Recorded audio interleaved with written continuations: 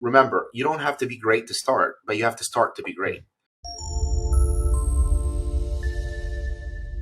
What KPIs are you looking at on a daily basis to ensure that doesn't happen to you? Oh man, what is life but a bunch of KPIs, right?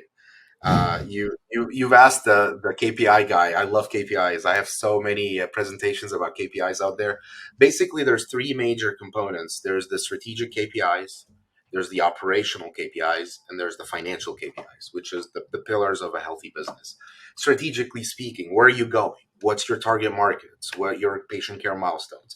How big is your group? How many locations you want to go? What the specialties served? What are the specialties served?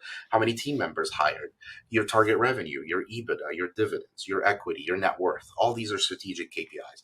And then you move on to the operational KPIs where you want to track your trend of new patients. You want to track the working hours. You want to track the total patient seen. You want to track the average care per visit or production per visit or however you want to call it, average care per day. Your RCM metrics, the collections percentage, adjustments percentage, DSO, which is days of sales outstanding, and aging.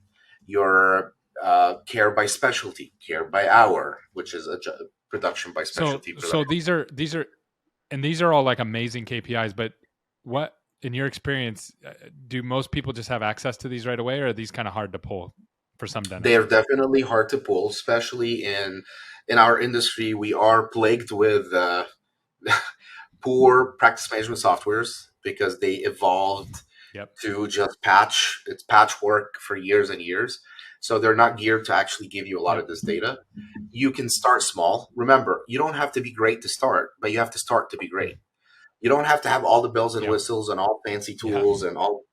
You can have an Excel spreadsheet or a Google spreadsheet. Where would you start? Like if you were, so like where would you start? Give me like somewhere somebody would start. Like if you don't have any KPIs yet, where would you start? Sure. Let's say, first of all, you have to have your strategic KPIs, right? The ones I mentioned in the beginning, because they're easy, they're very general. Yep. You're shooting for the mission. Then if you're going into the operational KPIs, look for the main stuff. Number of new patients. Who doesn't want to track that?